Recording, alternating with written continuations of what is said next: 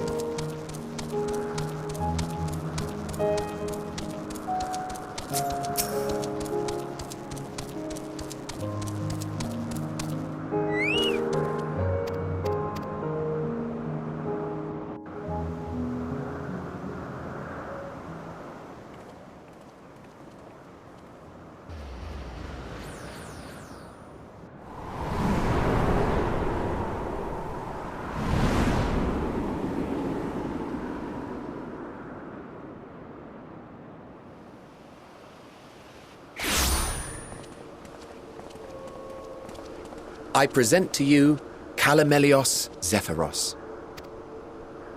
Here you will find a number of testing facilities, as well as the observation hub of Poiton Oikos. Right then. Let's begin by... Well, well, an Arrhaeus. How delightful.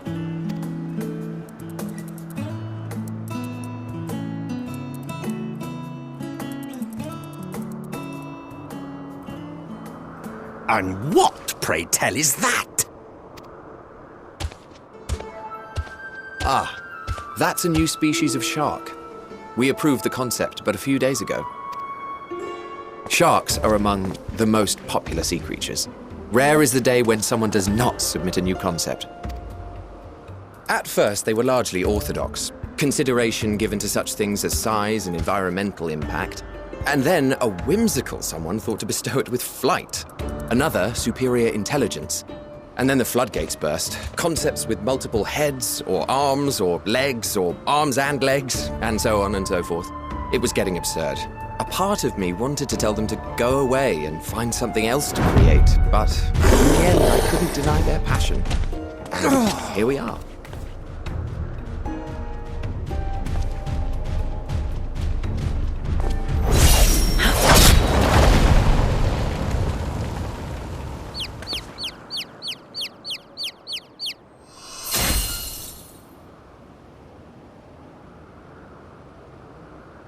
That was too close.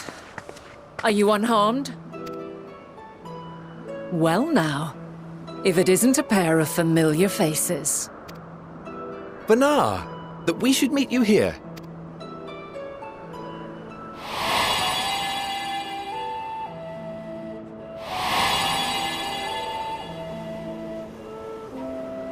As I mentioned earlier, the better part of the convocation holds that when we retire is when we return to the star.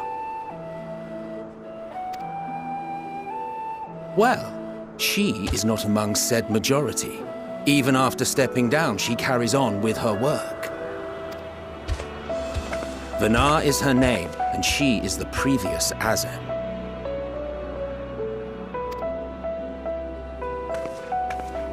It has been a while, Hythlodaeus.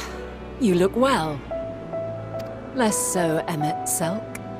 I dare say the lines upon your brow have both deepened and doubled in number. A shame for one so young. You must make an effort to frown less often.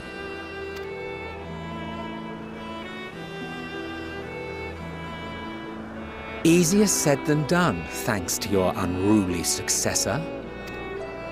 How is she, if I may ask? Incorrigible as ever. Rushed headlong into a volcano on the brink of eruption just the other day. I should be glad to share the tale in its entirety later, if you're so inclined. Oh, you know I am. Now then, you are?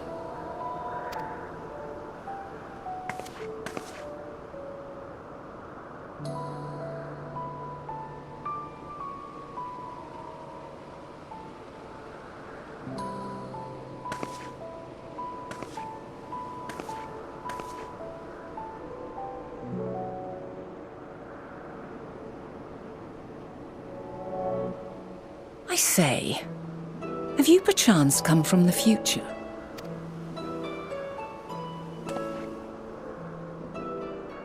I do not believe we have ever met, yet I sense my magic upon you. Therefore, if I wove the enchantment, I could only have done so at a later point in time. What manner of magic is this, if I may ask? A traveler's ward, of course. It prevents the corruption of one's ether.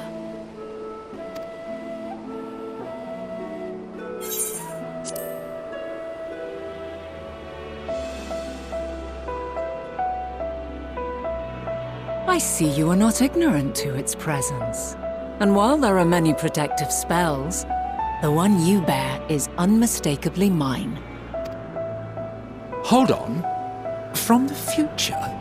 That's absurd.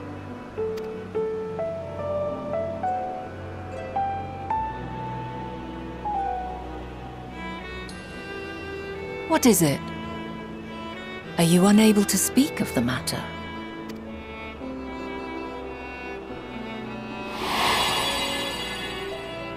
The reality to which you must return exists as a result of the final days. You cannot reshape the past to undo the tragedies of the present.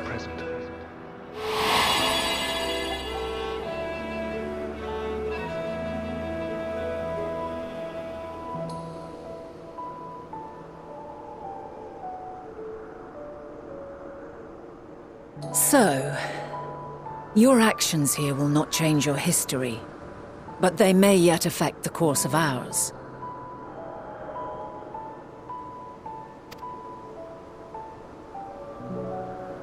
How very exciting! I'm quite fond of delving into the unknown, and there's naught more unknown than the future. Until a moment finally arrives, we cannot know for certain what will come to pass, regardless of our supposed foreknowledge, so you needn't worry for us. More importantly, that you should go to such great lengths as to travel unto the past bespeaks the gravity of your quest. Will you not reveal it to us? Mayhap we can be of aid to your cause.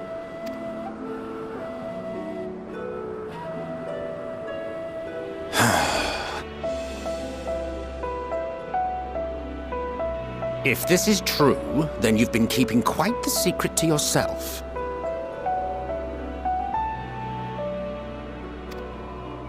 As a representative of the Convocation, I will hear it all. Your identity, purpose, everything.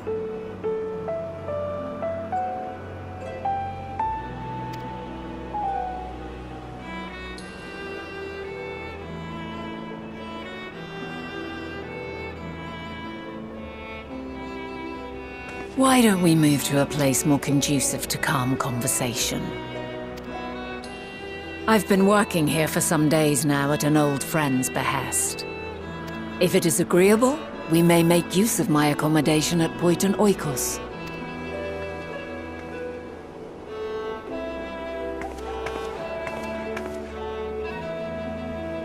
We were meant to meet. I am certain of it. Else I wouldn't have marked you so clearly, and sent you unto myself in the past. It's precisely the sort of mischief I would get up to, and quite inspired, if I do say so myself.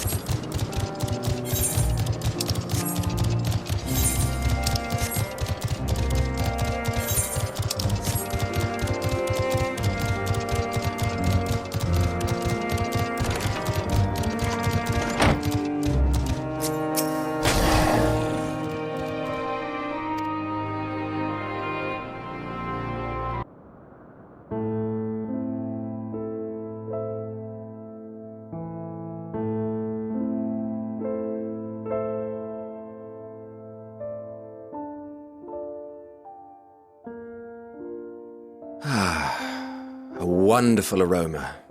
I feel more relaxed already. Would that I had sweetmeats to offer, but I travel light out of habit. There's plenty of hot water though, so please have as much tea as you like. Now then, will you tell us your tale?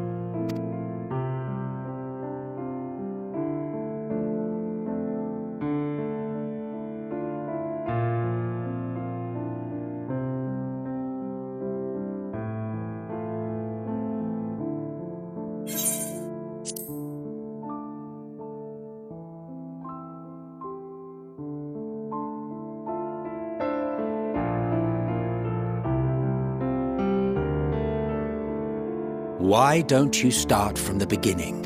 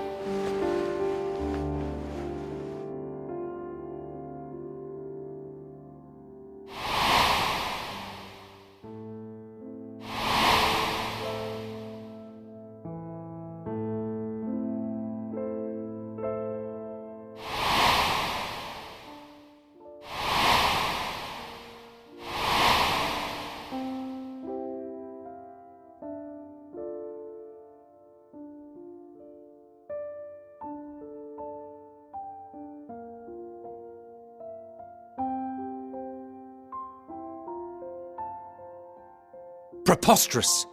Utterly preposterous! While not the words I would have chosen, I too have my doubts. Much of it borders on the incredulous. What of you, Vanar?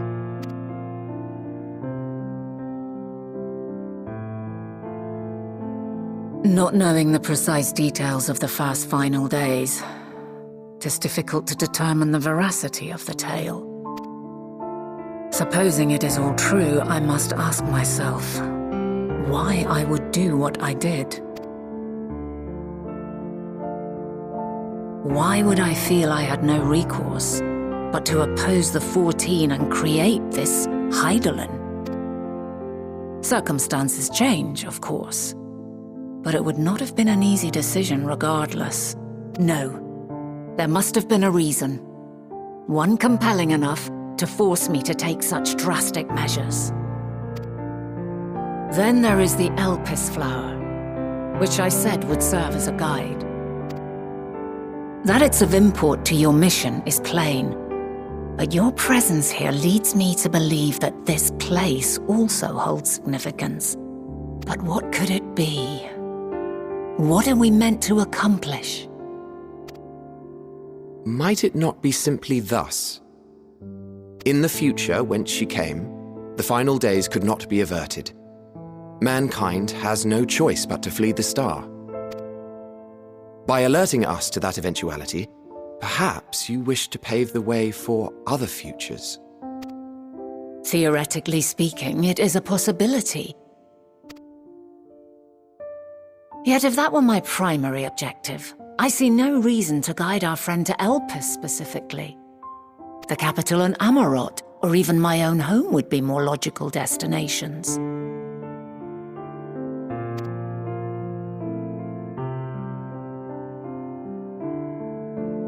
True. I note also that Hydaelyn did not specify a point in time to which she must return. By this, it may be inferred that it was not critical that we should meet. Alternately, she had reason to believe that our paths would converge, coincidental though it may seem. This is quite a puzzle, and we do not have all the pieces. Hardly any. But we do have one immutable fact. If the final days are indeed as described, they will bring death to all that I hold dear. Yet despite being afforded long years of preparation, the only provisions I could make were for flight. Nay, my first and foremost endeavor would be to find a way to forestall the coming doom. Given that even the 14 failed, mayhap you deemed it impossible. Nothing is impossible. This I have always believed. And if Hydaelyn is indeed me, she would believe the same. Listen to yourself. Are you seriously entertaining the notion that you are a messianic figure in some far-fetched tale?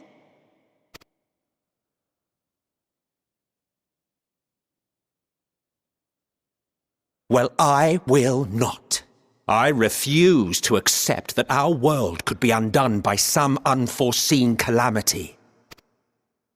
I also take offense to my portrayal as a megalomaniacal madman. To sacrifice oneself for the star is a noble act, and I would hold those who gave themselves to this zodiac in the highest esteem. Yet, you claim I recreated Amarot and populated it with phantoms of our people? A bizarre indulgence that would be insulting to their memory. Worse still, I even invited you there. Literally invited my own downfall. Why would I do something so idiotic and inexplicable?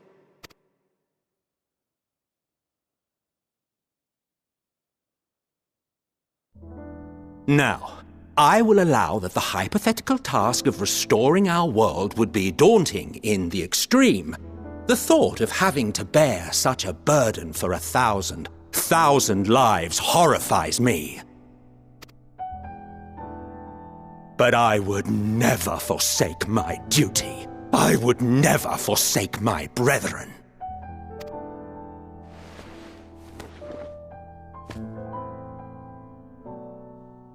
You do not know me.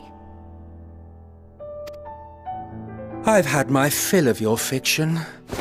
I will return to my duty, and you will not bother me again.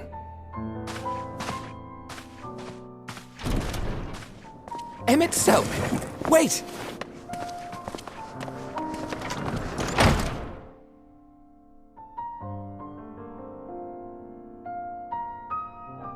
You've seen much of Elpis already. If you have any observations to share, I should like to hear them.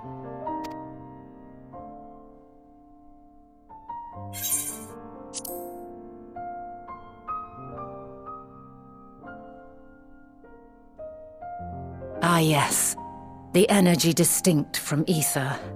Though not my field, I have a basic understanding of Dynamis. And you say Hermes researched the phenomenon in the course of creating Meteion? Yes, I believe this warrants further investigation.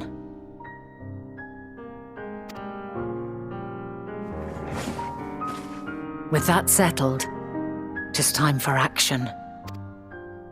The missing pieces of the puzzle are here, I'm certain of it. And when you find them, the picture my future self has painted will be complete. And you will have your answer. And suffice it to say, I will aid you in your quest.